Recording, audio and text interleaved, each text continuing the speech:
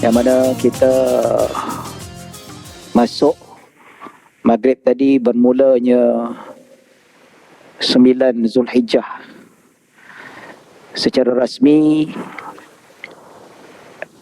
esok adalah hari Arafah mengikut kalender Malaysia. Dan sebelum Maghrib tadi kita berada pada tarikh yang ke-8 Zulhijjah.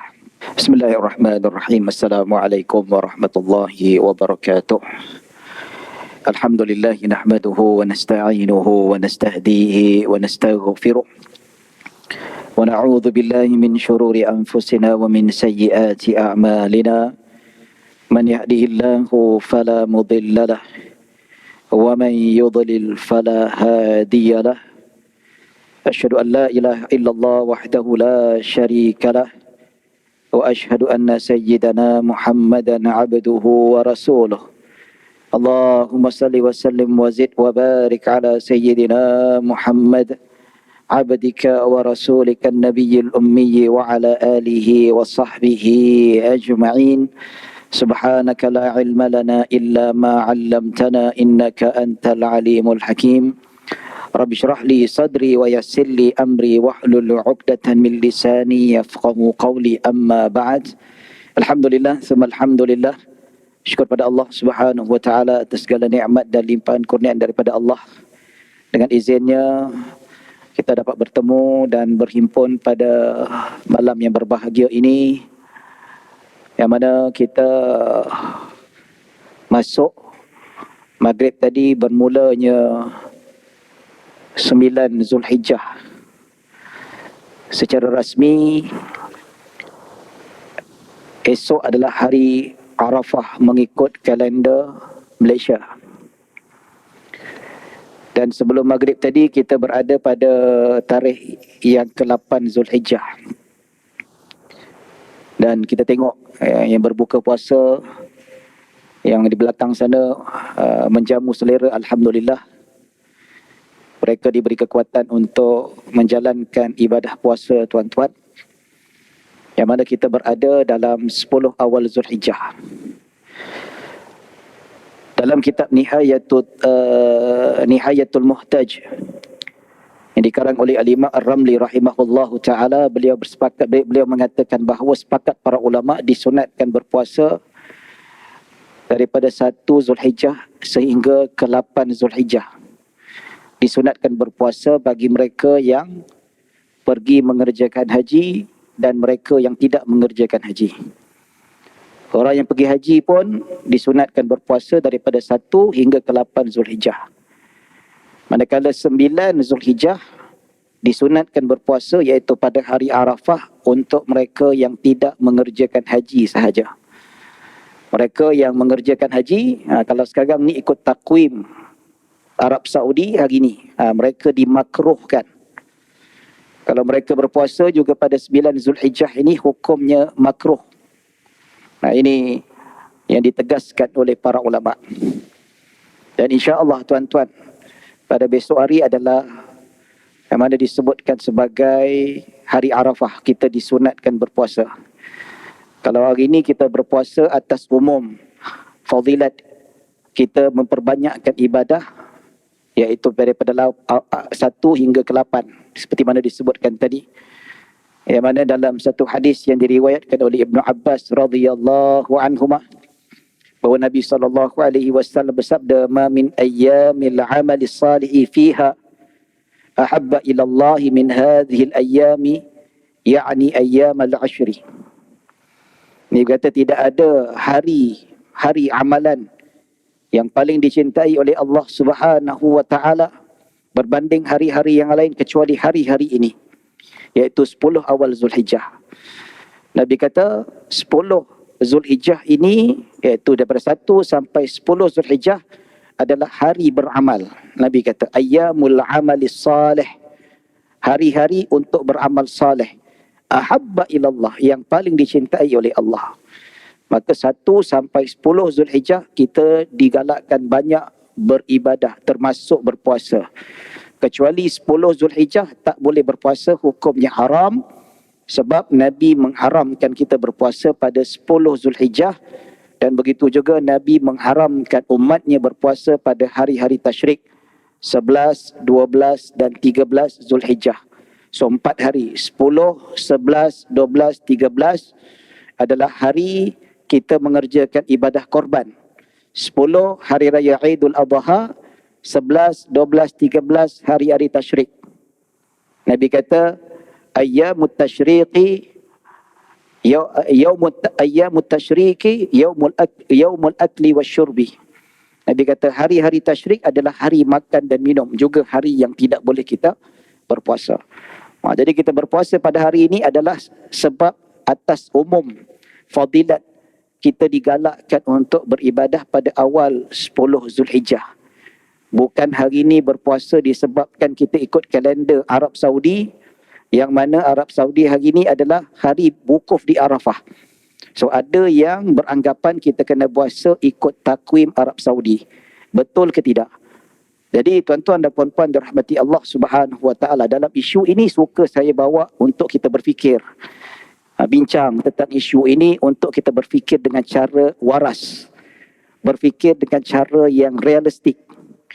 Kalau kita lihat pensyariatan berpuasa hari Arafah yang Nabi sebut puasa hari Arafah menghapuskan dosa selama 2 tahun. Hadis ni keluar daripada mulut Nabi yang mulia sebelum Nabi buat haji lagi. Ini bermakna Nabi SAW melaksanakan ibadah hari Arafah, begitu juga pada para sahabat, iaitu sebelum Nabi mengerjakan Hajjatul Wada'. Sebelum Nabi melakukan Hajjatul Wada', sebelum Nabi SAW mengerjakan haji perpisahan ataupun haji yang terakhir. Jadi Nabi berpuasa ketika itu, wukuf di Arafah tak ada. Tak ada wukuf di Arafah ketika itu. Dan bila Nabi SAW berpuasa? 9 Zulhijjah. Kalau nak kata kita kena berpuasa ikut wukuf di Arafah dekat Arab Saudi sana tu. Nabi start puasa hari Arafah, tak ada wukuf lagi ketika itu. Nabi tak buat haji pun ketika itu. Itu satu. Yang maksudnya kita berpuasa adalah pada hari Arafah, bukan wukuf di Arafah. Hari Arafah jatuh bila? 9 Zulhijjah. Ini saya nak ajak tuan-tuan berfikir. Dan satu lagi, kalau kita nak sebut tentang puasa kena ikut kalender Malaysia, bukan Arab Saudi, disebabkan apa tuan-tuan? Cuba kita bayangkan 300, 400, 600 ataupun 200 tahun, yang mana ketika itu telefon pun tak ada lagi, apatah lagi internet, apatah lagi teknologi komunikasi yang cukup canggih sekarang ini. Kita lihat pada zaman dulu bagaimana ulama-ulama dahulu di seluruh dunia, masyarakat Islam seluruh dunia, bila mereka berpuasa Arafah. Kita yang start kecoh ni bila alat komunikasi dia makin canggih. Ada internet, ada live, ada Facebook, ada email dan sebagainya. Itu start polemik kecoh sampai sekarang. Dah 2023 masih lagi orang duk bertanya. Kemarin ada telefon pejabat, Ustaz nak puasa besok ke lusa? Tu besok tu hari ni lah, ikut kalender Saudi. Dan every year tak pernah miss, mesti orang tanya juga soalan tu. So, sekarang kita nak ajak berfikir, kalau 300, 400, 500 tahun yang dulu datuk nenek kita berpuasa hari Arafah, macam mana? Ikut kalender yang kita nampak hilal dekat Nusantara ataupun ikut Arab Saudi? Nak ikut Arab Saudi ketika itu, mana ada teknologi komunikasi? Nak berhubung, nak confirmkan bila jatuhnya the first Zulhijjah dekat Saudi, tak ada. So mereka berpuasa ikut takwim yang berlaku dekat Malaysia. 9 Zulhijjah, itulah. Bukan 9 Zulhijjah dekat Arab Saudi. Itulah amalan-amalan zaman dahulu. Dan itulah yang diamalkan oleh para sahabat. Macam mana kalau hari Arafah yang berlaku di Syam, di Iraq, dan hari Arafah yang mana mereka berpuasa ketika di Madinah, di Mekah ataupun di Yaman. Bagaimana ketika zaman para sahabat, ketika zaman tabi'in yang duduk dekat Mesir. Adakah mereka berpuasa pada hari Arafah ikut Madinah ataupun mereka ikut matlah nampaknya hilal dekat Mesir? Bagaimana zaman salafus salih dekat Andalus, dekat Eropah sana tu? Adakah mereka nak kena ikut? Mereka tetap, kalau zaman dulu tu dekat Andalus, zaman sahabat, zaman tabi'in, yang mana mereka tetap berpuasa ikut hari yang mana matlak mereka lihat anak bulan. Nampak awal lah. Nampak lewat. Itu hakikatnya. Yang kita tak boleh nafikan. Dan zaman dulu tak ada kecoh pun. Nak tanya, bila tu? Hantar burung ke? Hantar surat nak confirmkan Mekah bila, apa bila? Tak ada. Tetap juga mereka ikut matlak di mana mereka nampak anak bulan, di situlah bumi dipijak. Nampak anak bulan, di situlah bermulanya esoknya adalah 1 Zulhijjah. Jadi realiti lah kita nak ajak berfikir. Cuma zaman sekarang ni kita boleh tahu bila Saudi Zulhijjah. Itu start. Mula. Kena puasa ikut Arab Saudi. Tak boleh ikut sini. Habis dulu. Lepas tu dia kata, kita ni sekarang ni disebabkan berbeza matlak Saudi, tarikh lain, kita gaya lain, tak pernah nak bersatu. Tak pernah kita nak satukan tarikh Hijri ini. Raya pun berbeza, puasa pun berbeza. Biasa yang cakap macam ni tuan-tuan, orang yang kurang tahu. Bila cakap kurang tahu ni, bahasa mudahnya, itu bahasa sopan lah tuan-tuan. Tapi kalau kita guna istilah yang agak kasar sikit, orang jahil. Tak habis-habis isu yang kalau kita tengok bila ulasan termasuklah sahih bersama mufti-mufti cerita tentang perbezaan matlak itu biasa, ya, itu bukan satu halangan. Nantilah ada yang komen-komen kat bawah tu, inilah umat Islam, bab tarikh pun tak boleh bersatu. Subhanallah, walhamdulillah, wala ilaha illallah, wallahu akbar, wala haula wala quwata illa billahil aliyyil azim. Bila kita berhadapan dengan orang jahil macam ni, itulah zikir yang kita boleh panjangkan. Tuan-tuan, tak pernah berlaku dalam dunia Islam umat Islam berpecah disebabkan tarikh hari raya, tarikh puasa dan tarikh Zulhijjah berbeza. Tak pernah berlaku.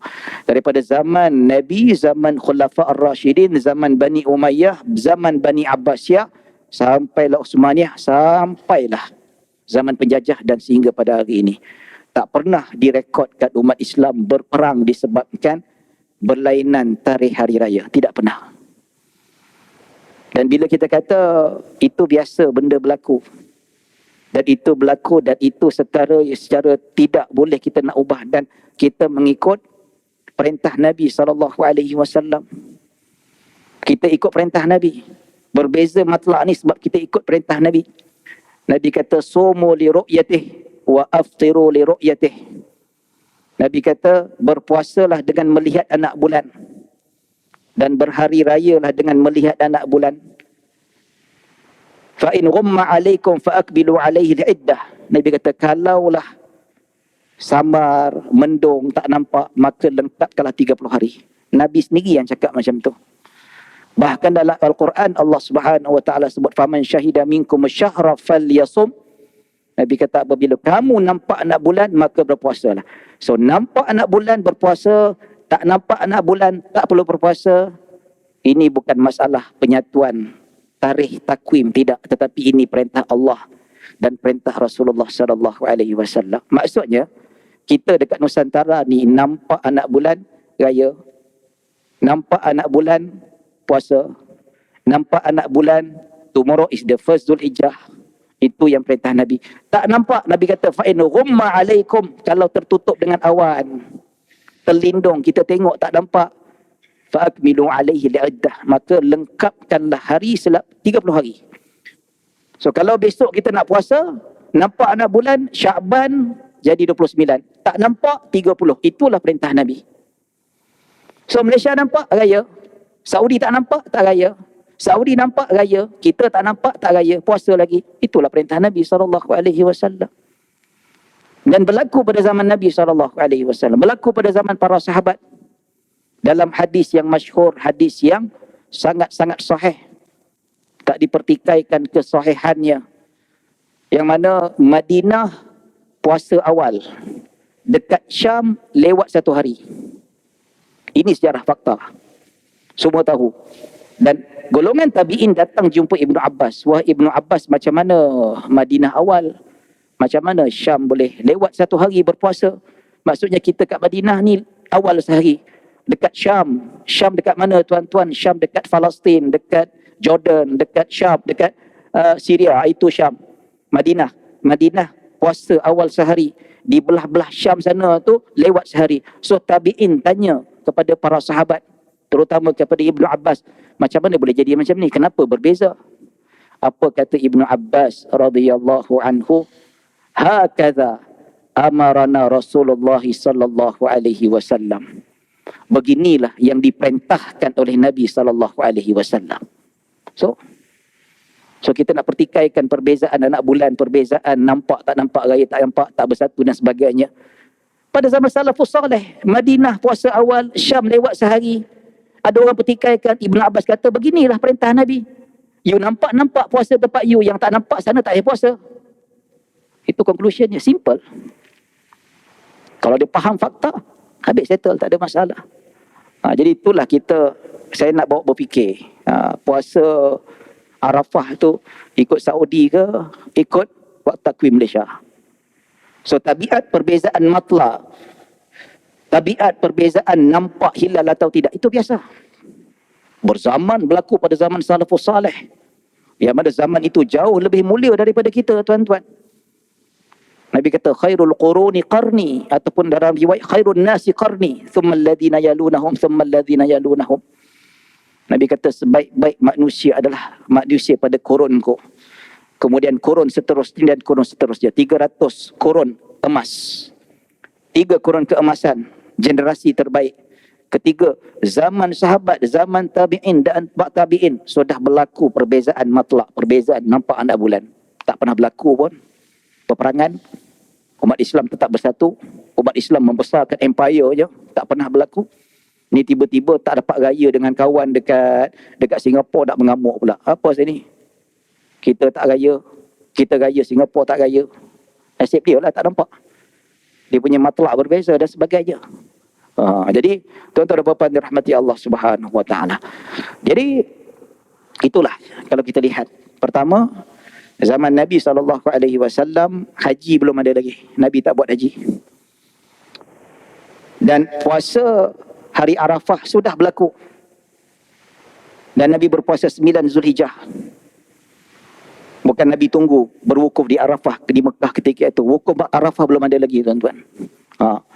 Itu disebutkan. Dan kedua, zaman dulu bagaimana salafus saleh dekat Mesir matlak berbeza, dekat Syam matlak berbeza, nampak anak bulan tak nampak, ada tak nampak, dekat Yaman berbeza, dekat Andalus Spanyol berbeza. Tak ada pun orang sana kecoh kena hantar surat, hantar postman, tengok Mekah dah raya bila, Mekah Arafah bila, tak ada. Puasa ikut takwim mereka juga. Andalus dengan takwimnya, Afrika dengan takwimnya, Syam dengan takwimnya. Tak ada. Nak ajak berfikirlah. Dan satu lagi, tuan-tuan, ulama kata, kenapa puasa hari Arafah bukan ikut kalender Saudi? Baik. Berlaku perbezaan kenampakan hilal itu saya dah terangkan, dah dibuktikan secara ilmiah, dalil dengan riwayat yang sahih. Itu perkara biasa dan perkara yang tidak boleh dielakkan. Dan Ibnu Abbas kata begitulah yang diperintahkan oleh Nabi SAW.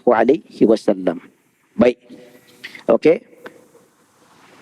Biasa berlaku kita dengan Arab Saudi sama tarikh kadang-kadang. Kadang-kadang besok puasa, Saudi pun besok puasa. Besok raya, kita pun besok raya. Kadang-kadang berlaku macam tu. Kadang-kadang dia lewat sehari, kita lewat sehari, dia awal sehari. Itu biasa. Baik. Katakanlah bila tengok anak bulan Zulhijjah, kita nampak bulan Zulhijjah, tapi Saudi tak nampak.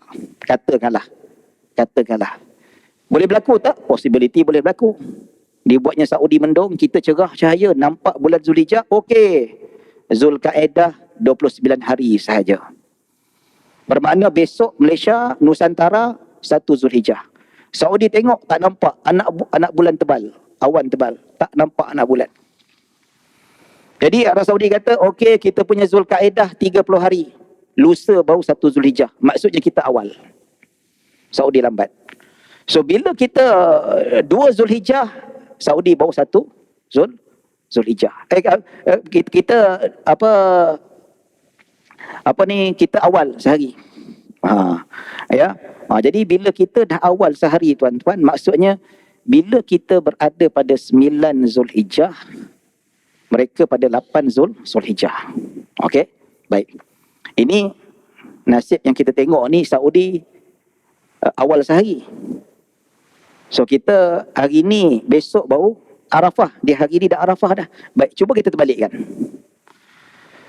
Yang hari ni kita Saudi besok. Okey? Baik. Dan bila kita 10 Zulhijjah, maksudnya kita pada hari raya Aidil Adha.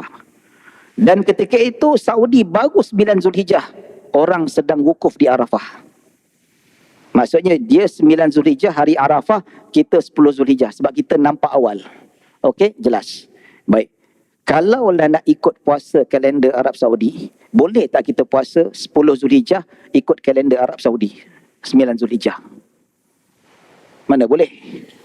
Dalam hadis Nabi SAW, dalam hadis diriwayatkan Nabi, nahana Rasulullah SAW an siyamul aidain.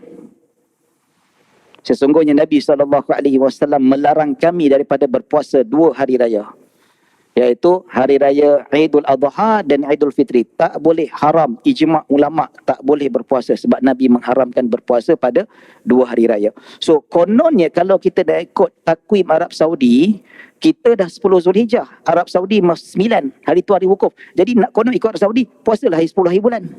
Siapa berani? Tak boleh, hari raya, haram. Kalender kita, takkan raya nak ikut kalender dekat Arab Saudi. Jadi ini realiti yang kita kena lihat lah, kita berfikir. Jadi bila saya pernah tanya juga golongan yang memperjuangkan, maksudnya puasa kena ikut takwim Arab Saudi. Jadi saya bawa senario ni. Okey, kalau macam tu kita 10 Zulhijjah dah raya dah. Arab Saudi baru hari Arafah. Boleh tak kita berpuasa pada hari tu? Sebab Malaysia dah raya dah, Saudi belum. Dia senyap. Kalau macam ni tak boleh lah. Apa sebab tak boleh pula? Kata takwim ikut Saudi. So disiplin ilmu tu tak konsisten. Kalau Malaysia lewat sehari, boleh pula. Tapi kalau kita lewat tak boleh. Pasal apa? Bertentangan sebab ada hari raya. Macam tu pula. Kenapa? Bermaksud kita ikut kalender Malaysia. Jadi tuan-tuan dan puan-puan dirahmati Allah Subhanahu Wa Taala, itulah yang kita kata bila kita nak berbincang dari segi sudut perbahasan ini, iaitu perlu kita bahaskan dari segi sudut ilmiah, konsisten dari segi sudut kaedah fiqahnya tuan-tuan. Ya, kalau nak berpuasa hari ini tak ada masalah, memang jelas ya, Nabi SAW amalan yang paling dicintai untuk amal salat iaitu 10 awal Zulhijjah. Berpuasalah 1 sampai 8 berpuasa, tak ada masalah. 9 berpuasa pada hari Zulhijjah. Jadi tuan-tuan dan puan-puan dirahmati Allah Subhanahu Wa Taala. Jadi besok hari Arafah, mudah-mudahan kita diberi kekuatan, kesihatan untuk kita berpuasa. Dan fadilat puasa hari Arafah ni memang kita ketahui fadilatnya cukup besar. Dan puasa hari Arafah ni seolah-olah Allah nak bagi ganjaran besar kepada kita.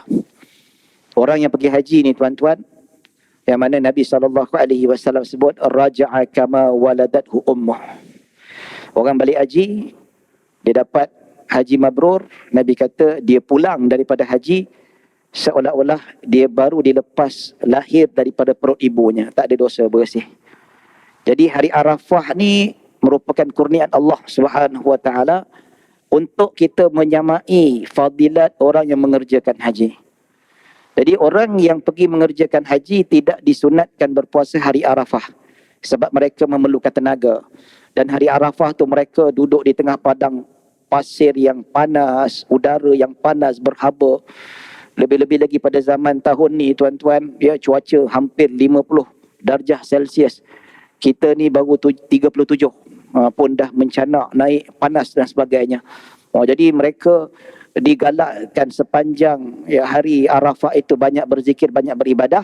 Maka mereka dimakruhkan berpuasa supaya mereka tidak lemah dan mereka ada tenaga untuk beribadah sepanjang hari Arafah itu tuan-tuan.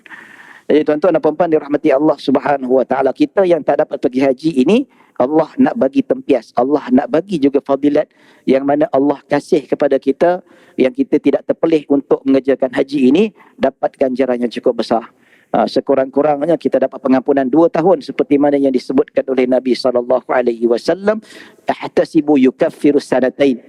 Nabi kata hari Arafah, ya, iaitu aku mengharapkan bahawa Allah Subhanahu wa taala mengampunkan dosa selama 2 tahun. Setahun akan datang dan setahun yang sebelum ini. Itu fadilatnya tuan-tuan dan puan-puan dirahmati Allah Subhanahu wa taala.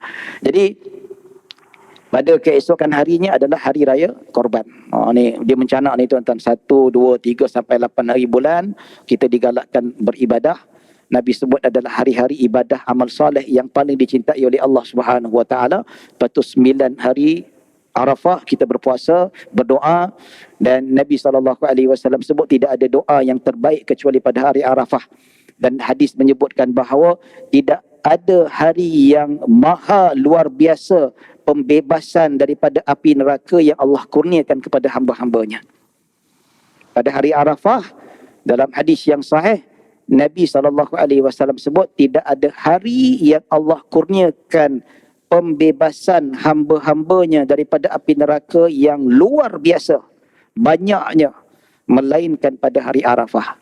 Sehingga kan malaikat cemburu dengan rahmat yang Allah turun kepada umat Nabi Muhammad SAW. Malaikat yang dijamin syurga, malaikat yang tak buat dosa pun dia cemburu dengan kita tuan-tuan. Kalau kita take the opportunity untuk mempertingkatkan ibadah pada hari Arafah, sebab rahmat Allah turun melimpah ruas yang tidak tertara banyaknya, yang mana rahmat itu Allah tak bagi pada malaikat sekalipun. Hanya mereka yang menggunakan waktu dan kesempatan sebaik-baiknya pada hari Arafah. Dan pada keesokan harinya pula, insya-Allah lusa kita akan meraihkan hari raya Aidul Adha, hari kebesaran. Kita membesarkan dan mengagungkan Allah Subhanahu wa taala atas segala nikmat yang Allah berikan. Dalam hadis yang diriwayatkan oleh Al-Imam At-Tirmizi rahimahullahu taala, Nabi SAW menyebut, ma amila adamiyun min amalin ahabba ilallahi yauman nahri min ihraqid dam. Nabi kata tidak ada amalan yang sangat dicintai oleh Allah yang diamalkan oleh anak Adam pada hari raya korban, melainkan menumpahkan darah, iaitu melakukan ibadah korban. Nabi sebut ma amila adamiyun min amalin, tidak ada amalan yang diamalkan. Mana amalan? Tidak ada amalan yang diamalkan oleh anak Adam ahabba ilallah, yang paling dicintai oleh Allah Subhanahu wa taala pada hari raya korban dengan menumpahkan darah. Ulama kata apa tuan-tuan? Pada hari raya korban datanglah apa saja jenis ibadah, berapa gandaan yang kita lakukan ibadah-ibadah sunat pada hari raya korban, dia tidak akan menandingi pahala dan ganjaran ibadah korban ketika itu. Katakanlah pada hari raya korban tu dia daripada pagi sampai petang tak berhenti-henti baca Al-Quran, khatam 2-3 kali. Let's say kata macam tu lah. Ataupun dia duduk daripada malam hari raya, dia bertakbir, dia berzikir, solat sunat, solat sunat, baca Al-Quran, tak berhenti, tak tidur malam, tak rehat, katakanlah. Ulama kata pahala ganjaran yang setinggi macam tu pun tak boleh lawan, tak boleh challenge dengan ibadah yang kita korbankan binatang pada hari itu. Ahabba ilallah, paling dicintai, pahala paling besar tuan-tuan. Let's say datanglah apa-apa ibadah pada ketika itu pun tidak akan dapat lawannya, kecuali amalan fardu. Amalan fardu always menang, nombor 1. Ini competition antara ibadah-ibadah sunat yang Nabi kata bila berlaku pada hari raya korban, tidak ada ibadah-ibadah sunat yang mampu menandingi penumpahan darah, iaitu melakukan ibadah korban. Jadi kesempatan itulah tuan-tuan, kalau kita nak buat ibadah korban, lakukan ibadah korban. Kalau ada kosong, daftar lagi tuan-tuan. Ya, mungkin yang kata tak mampu, kita ada option yang lain, iaitu kita buat dekat luar negeri. Luar negeri ni ialah pun polemik juga tuan-tuan, kata dalam negeri ke luar negeri, nak buat dalam negeri ke luar negeri, mana lagi bagus. Itu pun soalan yang famous jugalah. Cuma konklusi jawapan yang kita boleh bagi, dalam negeri, luar negeri, dua-dua sah. Dua-dua sah. Dapat pahala ibadah korban. dapat ganjaran yang besar. Innahu la ya'ti yaumal qiyamati bi quruniha wa bi adlafiha wa bi asy'ariha. Nabi kata sesungguhnya binatang yang kita korbankan itu pada hari kiamat dia akan datang dengan tanduk-tanduknya, dengan bulu-bulunya, dengan kuku-kukunya. Tak kira lah luar negeri, dalam negeri, fadilat tu tetap dapat kalau bertepatan dengan syarat dan rukun fiqahnya. Itu belajar bab lain tuan-tuan. Syarat sah dia macam mana, tak apa. Kita bukan nak bincang pada hari ini. Iaitu binatang korban itu sama ada kita buat dalam negeri, luar negeri, iaitu ke hari kiamat nanti binatang yang kita korbankan sama ada seekor atau satu bahagian akan datang membela kita. Biquruniha, dengan tanduk-tanduknya, dengan tanduk-tanduknya itu sebagai pemberat dekat mizan, pemberat dekat timbangan. Sebab itu Nabi kalau sembelih, Nabi memilih yang ada tanduk. Itu lebih afdal. Sebab ada tanduk dia lagi berat. Berat akan memberatkan timbangan kita dekat akhirat. Wa bi asy'ariha, dengan bulu-bulunya. Setiap satu helai bulu tu hasanat, di bawah satu kebaikan, satu pahala. Itu satu bulu. Kalau 10 bulu, 10 pahala. Kalau 100 helai bulu, berapa ratus pahala? 400, 500. Macam mana kita nak kira bulu-bulu yang ada pada kambing itu? Dan sebab itu jugalah hikmah kenapa Nabi suka memilih binatang kambing biri-biri sebagai korban. Sebab binatang kambing biri-biri ini daging lebih banyak, lagi gemuk. Dan bulunya lebih banyak. Lagi banyak bulunya. Kalau kita manusia banyak bulu, kita panggil apa? Berbulu. Kita pun berbulu tengok dia, kan? Tapi kalau binatang korban berbulu banyak, wah, yang kita sembelih itulah imbalannya cukup besar. Bayangkan nak kira rambut kita, nak kira bulu hidung kita pun tak terlagat, apalagi nak kira bulu yang melekat pada kambing biri-biri, besar pahalanya. Wa bi azlafiha, begitu juga datang dengan kuku-kukunya, lagi besar kukunya, lagi pemberat di timbangan. Nampak? Dalam negeri, luar negeri dapat fadilatnya. Cuma bila sebut tentang korban dalam dan luar negeri, dia melibatkan afdaliyah. Dia bukan melibatkan sah atau tidak. Dua-dua sah. Dua-dua ada fadilat. Dua-dua pahalanya besar. Tetapi apabila sebut dalam negeri dan luar negeri, dia hanya melibatkan afdaliyah. Mana lebih afdal, itu saja. So siapa yang buat korban luar negeri, jangan rasa gabra dan jangan rasa feel down Allah. Tak ada. Anda tepat dapat pahala dan ganjaran yang tinggi. Dan dapat pembelaan dekat akhirat kelak. Cuma afdaliyah. Konklusinya, dalam negeri lebih afdal daripada luar negara. Kenapa? Ada beberapa sebab. Pertama, dalam negeri ini kelebihannya kita menghidupkan syiar Islam.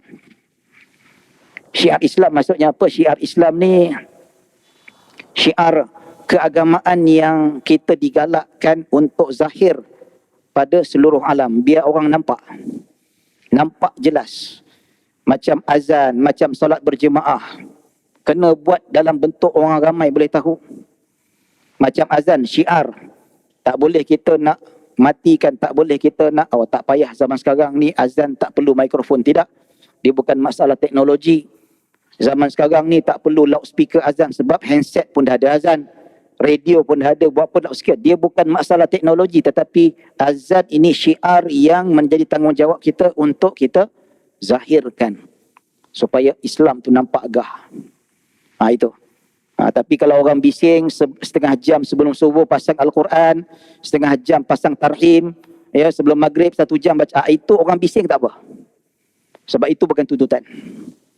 Ya. Tak boleh nak paksa orang dengar Al-Quran, tak ada. Bila pasang ceramah ni pun ada loudspeaker, itu bukan tuntutan. Bukan orang dengar pun. Ada tempat tu lagi dahsyat.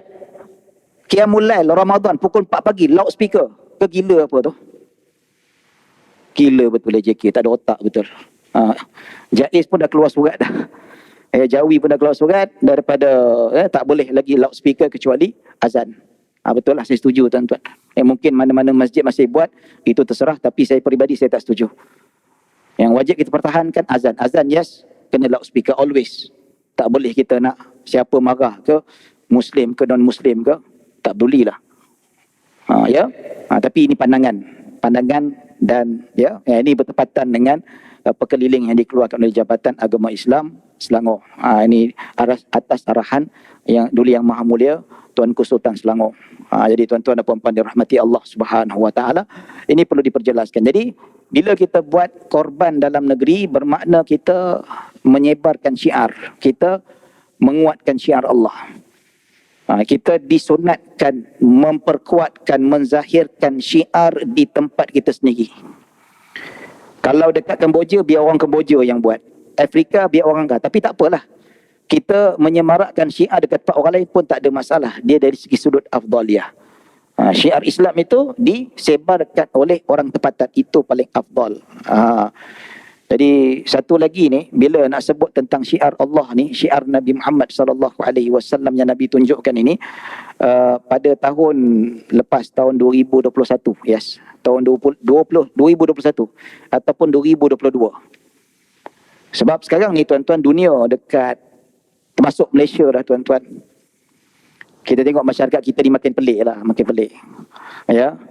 Kita pun tak sangka ada juga orang Islam makin ramai, golongan LGBT makin ramai. Bukan itu saja, itu kita dah biasa tahu. Penyakit yang mebarah. Ada lagi penyakit yang mebarah ni tuan-tuan, atas nama contoh cintakan alam sekitar, pecinta alam sekitar. Itu bagus, saya setuju. Kita pun setuju cinta alam sekitar. Ya. Jadi ramailah aktivis-aktivis Muslim yang memperjuangkan supaya alam sekitar ni dijaga dengan baik daripada pollution, pencemaran dan seumpamanya. Dan dalam masa yang sama juga makin ramai dekat Malaysia ni umat Islam yang bertukar dengan lifestyle menjadi seorang vegetarian. Ramai tuan-tuan. Ya. Kita tak ada data lah, tapi sekarang ni kalau kita tengok dekat Facebook, kita boleh cari, memang ada. Orang Melayu kita, orang Islam kita yang dah start jadi vegetarian, tak nak makan daging. Oh, saya nak makan sayur saja. Bukan saja mereka menjadi vegetarian, bukan saja pencinta alam, mereka memperjuangkan supaya jangan makan daging. Oh, tu dia. Islam Muslim. Ya. Tapi kalau secara peribadi, kalau kita cerita dari segi sudut hukum, dia tak nak makan daging. Dia mendisiplinkan dirinya tak nak makan daging. Tak ada masalah, no problem. Selagi mana dia tak nak makan benda yang dia memantangkan dirinya sesuatu makanan, tak ada masalah. Macam kita kat gula, tak nak makan gula, okey. Dia yang menjadi masalah tuan-tuan, kalau tak nak makan daging tak ada masalah. Tapi yang menjadi masalah, mengharamkan perkara ataupun benda sesuatu yang dihalalkan oleh Allah SWT. That's the problem. Itu exactly Yahudi Bani Israel tuan-tuan dalam Al-Quran. Allah kata, kenapa engkau mengharamkan apa yang Allah halalkan? Exactly Bani Israel yang lawan Nabi Musa AS. Dan ini memang berlaku dekat Malaysia hari. Pada tahun 2021 tak silap saya, ke 2022 tahun lepas, ada aktivis Muslim, pencinta alam sekitar, dia tulis dekat Twitter dia, dia kata umat Islam ni tak ada ibadah lain ke, Hari Raya Korban, duk sembelih ni tak ada ibadah lain ke yang nak generate pahala? Dia borak-borak, dia tweet sana, dia kata seolah-olah orang Islam 10 Zulhijjah tak payah nak sembelih-sembelih ni. Ini merosakkan alam, ini menyeksa binatang dan sebagainya. Apa salahnya 10 Zulhijjah tak payah sembelih, kita duduk baca Al-Quran ke macam mana ke? Benda ni dah start dah tuan-tuan. Ya. Kita doa pada Allah Subhanahu Wa Taala, moga-moga Allah selamatkan akidah kita, isteri, anak dan cucu-cucu kita daripada kepercayaan ideologi yang merepek meraban macam ni tuan-tuan. Pencinta alam, kami pun pencinta alam. Ya. You nak vegetarian, silakan, no problem. Itu urusan peribadi. Nak suruh orang lain jadi vegetarian, tak payahlah. Ya, dia fight, dia lawan, siap. Ya. Ada ustaz yang tegur, dia lawan balik ustaz tu. Dan benda ni syiar. Nabi sebut dalam hadis sahih. Dalam Al-Quran sebut tentang korban ni, wa at'imul qani'al wal mu'tar. Harga korban tu bagi orang miskin, bagi orang kaya daging tu. Allah sebut secara mutawatir. Tiba-tiba you datang atas sebab ideologi yang you rasa betul, you yakin, you selesa. Wah. You ni Muslim tak Muslim ni? You nak lawan siapa? Nak lawan setan ke nak lawan syariat Allah Subhanahu Wa Taala? So makin pelik ni tuan-tuan. Kita banyak berdoa. Dan kita kena rajin, kita kena pantau. keliling kita. Kita kena pantau anak-anak kita ni. Sebab anak-anak kita ni senyap-senyap, dia layan handset, dia buka komputer, benda tu lalu depan dia. Nampak tak? FYP istilah sekarang, kat TikTok, dekat apa. Dia jumpa lah aktivis vegetarian, pencinta alam. Dia pun duk hari-hari tengok. Sebab tu kita kena monitor ni tuan-tuan. Dan aktivis yang muda, dia umur 20 something macam tu, yang perjuangkan vegetarian ni, vegetarian life dan sebagainya. Muda lagi. Siap pakai tudung tu tuan-tuan. Muka totok Melayu, cakap Melayu fasih, orang kita. Tapi tiba-tiba bangkit, mulalah mempertikaikan ibadah korban, yang mana itu syiar. Tak sepatutnya orang yang benar-benar beriman berani buat macam tu. Waliyatubillah. Kita doakan orang macam ni tuan-tuan. Kita doakan. Dakwah, tapi dakwah bukan dengan kecaman. Memang kita tak nafikan, memang orang marah dengan perjuangan seperti ini. Tetapi kita tengok reply, message daripada orang yang marah tu, kadang-kadang kita tengok keterlaluannya juga. Dok maki dia, dok body shaming dia. Janganlah. Dakwah, marah, tapi marah ada caranya. Bukan marah kita menghina, mengutuk dia. Dakwah dalam masa kita doakan orang macam ni supaya dapat hidayah. Dia bahaya sampai dok mempertikaikan syiar Allah. Baik, itu syiar Allah. Yang kedua, kenapa korban dalam negeri lebih afdal? Bukan tak sah ya, luar negeri lebih afdal daripada luar negeri. Pertama, kita sendiri boleh tengok ibadah korban kita disembelih, disunatkan. Nabi SAW bersabda kepada Sayyidah Fatimah, "Ya Fatimah, qumi washhidiha." Nabi kata, Sayyidah Fatimah dia tak sembelih, tapi dia ada daftar, dia ada wakilkan orang lain untuk melakukan ibadah korban. Dia suruh ayahanda dia sendiri yang korban binatang korban. Maka Nabi berkata kepada Sayyidah Fatimah, keluar berdiri dan tengok binatang korban kamu disembelih. Ketika itu kita nak pasang niat, ketika itu kita nak berzikir, membesarkan Allah Subhanahu Wa Taala. Tengok sendiri binatang tu disembelih. Tengok ibadah korban, kita sendiri tengok dengan mata kepala kita sendiri tengok, hanya berlaku dekat tempat kita. Dekat Afrika, dekat Kemboja, tak mungkin nampak. Itu afdaliyah. Sebab apa? Kita dapat menghidupkan sunnah, melihat binatang yang kita korbankan. Yang kita sendiri tak korbankan, kita wakalah. Kita wakilkan pada orang lain untuk melakukannya. Ya. Baik, ketiga, kenapa kita disunatkan ataupun lebih afdal kita buat dalam negeri? Sebab kita menghidupkan satu sunnah Nabi SAW, yang mana Nabi memakan sedikit daripada daging korban yang Nabi korbankan. Nabi bangun lepas subuh tu Nabi siap-siap, Nabi pergi solat raya. Lepas solat raya Nabi pun berkhutbah, lepas berkhutbah sembelih korban, dan Nabi balik daripada sembelihan korban, Nabi makan sedikit daripada binatang korban yang Nabi makankan. Sebab itu dalam mazhab Syafi'i dia sebut afdal kita ambil sedikit untuk menghidupkan sunnah Nabi SAW. Yang boleh dapat sunnah ni dekat Malaysia sajalah. Kalau negeri tak dapat, luar negeri macam mana? Tolong postkan FedEx, DHL tolong hantar. Payah juga kan, kos tinggi. Kena ke Afrika ada ke DHL, ada FedEx sebagainya. Jadi dan ulama mazhab Syafi'i kata paling afdal tuan punya peserta tu, tuan punya lembu ambil bahagian hati.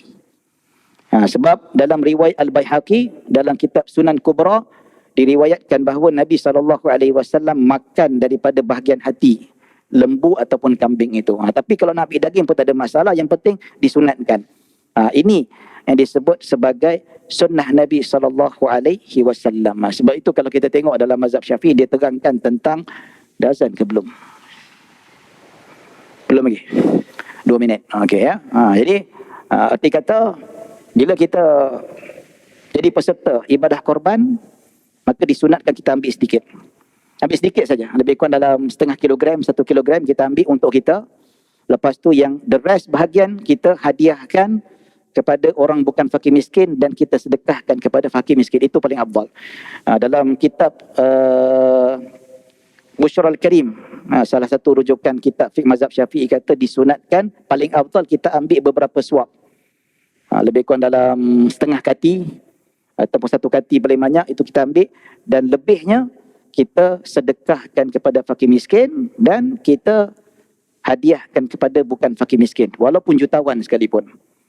Sebab apa zaman Nabi SAW daging korban tu bukan khusus untuk fakir miskin. Pembesar-pembesar kabilah pun Nabi bagi, yang banyak harta pun Nabi bagi. Semua berasa daging, tuan-tuan. Nah, itu falsafah yang diajar oleh Nabi SAW. Dan agihan kedua, tingkatan yang kedua yang disebut oleh ulama-ulama mazhab Syafi'i, iaitu pembahagian yang sederhana. Bawah sikit daripada tingkatan yang afdal. Afdal tadi saya sebut kita ambil sikit saja, lebih itu kita hadiah dan sedekah. Ini yang sederhana. Sederhana macam mana? Kita bahagi pada 3. 1/3 untuk fakir miskin. 1/3 untuk orang kaya, bukan fakir miskin. M40 dan T20. Ya, macam tu. 1/3 untuk B40. Lagi orang faham lah. Lepas tu 1/3 untuk M40 dengan T20. Kita bagi. Dan 1/3 untuk kita. Itu pembahagian yang sederhana bawah daripada kadar yang afdal, paling afdal. Dan ketiga, iaitu kadar untuk sampai kepada ibadah korban yang sah. Iaitu 1 bahagian ataupun 1 ekor kita ambil sedikit. 1 kilogram kita bagikan kepada fakir miskin seorang. Itu sudah memadai, dan lebih tu kita ambil pun boleh juga. Sebab kalaulah bahagian korban kita tu ataupun seekor kambing kita tak ambil peruntukan sedikit bagi kepada orang kafir, kita ambil semua sekali ataupun kesemuanya kita bagi kepada orang yang bukan fakir miskin, maka ibadah korban tu tidak sah. So kena ambil 7 bahagian. Sebab tu kalau petugas masjid, dia kena pastikan kalau seekor lembu, 7 ekor. Ataupun kita sambung sedikit lagi sebab ni, insyaAllah.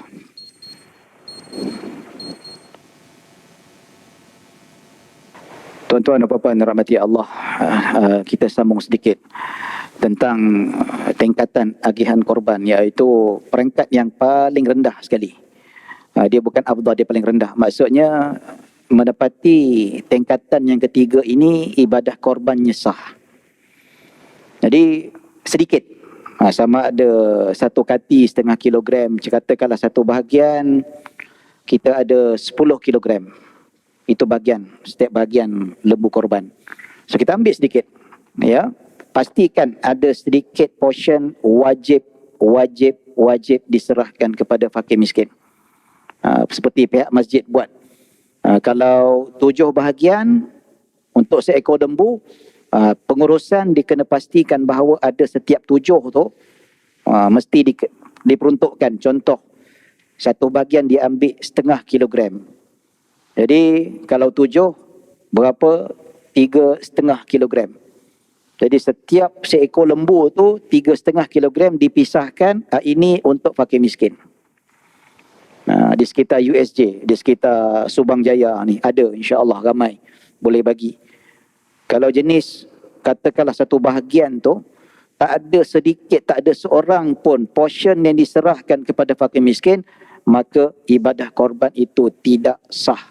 Dia jadi sedekah biasa, sia-sia, tak dapat pahala, tak dapat jadi pembela dekat akhirat nanti. So benda ni ialah kesilapan yang mungkin berlaku kepada sebahagian petugas-petugas masjid. Mungkin bukan dekat sini ataupun tempat-tempat lain, yang mana pernah sekali percubaan untuk mendaftar, tuan-tuan. Nak daftar dekat tempat kita dah habis. Kita pergi dekat surau tempat lain, bila tanya, okey daftar ada kosong lagi tak? Sebab kita nak kejar korban dekat tempatan. Jadi bila kita tanya surau jiran lain, kata ada kosong, kita pun daftar. Dan kita tanya macam mana agihan daging korban, ada tak setiap bahagian itu diasingkan untuk fakir miskin? AJ kita berkata, tak tahulah encik, saya pun tak pasti macam mana. Pengurusi mana? Panggil pengurusi. Pengurusi pun tak tahu. Rupanya sebelum ini dia buat, dia tak pastikan ada fakir miskin. Dia main bagi seluruh kampung, seluruh penduduk taman. Dia buatnya penduduk taman tak ada seorang pun fakir miskin. Macam mana? Siapa nak bertanggungjawab kalau ibadah korban itu tidak sah? Jadi kita pun bagi peringatan, Tuan Haji tak boleh macam ni. Kalau buka kitab, mana-mana kitab lah. Kalau buka kitab bahasa Arab mungkin tak faham, tapi kalau kita buka kitab-kitab fiqh yang Melayu, paling kurang pun kita buka kitab fiqh Mahnaji yang terjemah Romanized tu, tunjuk dekat dia, kena ada setiap bahagian, setiap ekor kena ada bahagian yang kita kena pastikan diserahkan kepada fakir miskin. Kalau tidak, ibadah korban tu tidak sah, dia cuma jadi sedekah biasa sahaja. Dia tidak menjadi satu amalan yang paling dicintai, yang paling besar pahalanya, dan bahagian itu tidak akan datang dengan kukunya, dengan tanduknya, dengan bulu-bulunya untuk ganjaran mereka yang melakukan ibadah korban. Jadi ini yang mana kalau kita lihat pembahagian daging-daging korban mengikut tingkatan-tingkatannya. Cuma sekarang ni bila ada peserta, ya, saya cerita pengalaman sedikit lah. Ada peserta dia kata, Ustaz, kita bagi dekat masjid, kita nak minta berapa kilo yang kita nak tak dapat.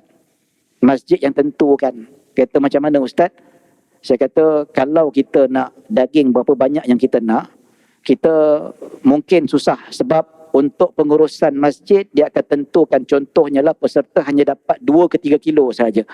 Yang lain dia akan bagi kepada fakir miskin dan dihadiahkan kepada bukan fakir miskin. Ya.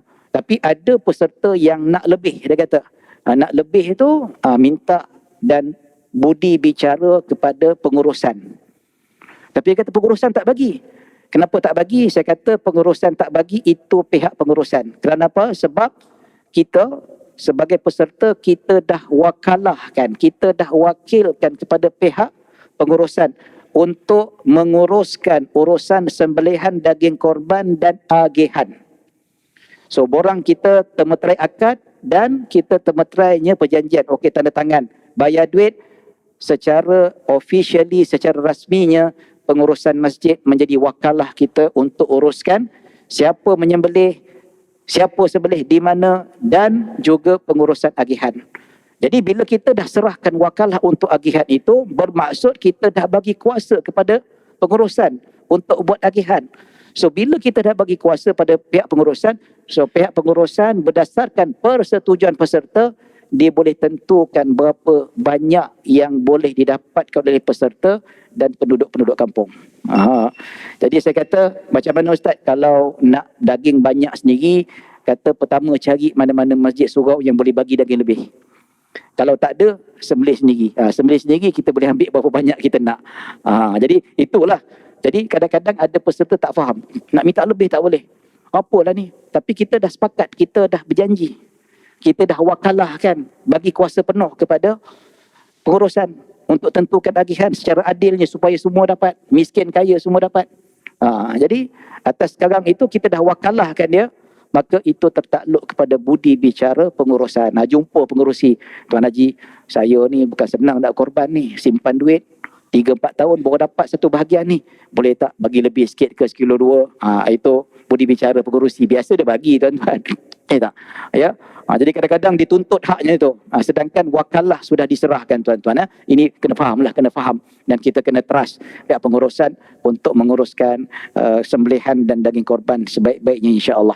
Baik tuan-tuan dan puan-puan dirahmati Allah Subhanahu Wa Taala, saya rasa setakat itu saja yang dapat saya sampaikan. Mudah-mudahan kita mendapat rahmat dan maghfirah. Jadi mohon maaf kalau ada salah silap, kalau ada kekurangan, yang baik hanya daripada Allah Subhanahu Wa Taala. Kekurangan kesilapan daripada diri saya sendiri. Aqulu qawli hadza wa astaghfirullahal azim li wa lakum wa lisairil muslimin wal muslimat wal mu'minin wal mu'minat. Bismillahirrahmanirrahim. Allahumma ij'al jam'ana hadza jam'an marhuma, tafarruqana min ba'di tafarruqan ma'suma. Allahumma la tada' fi maqamina hadza dhanban illa ghafartah, wal hamman illa farajtah, wa la daynan illa qadaitah, wa la maridan illa shafaitah, wa la hajatan min hawaijid dunya wal akhirati illa qadaitaha ya rabbal alamin. Sallallahu ala sayyidina Muhammadin wa ala alihi wa sahbihi wa baraka wa sallam. Alhamdulillahi rabbil alamin. Assalamualaikum warahmatullahi wabarakatuh.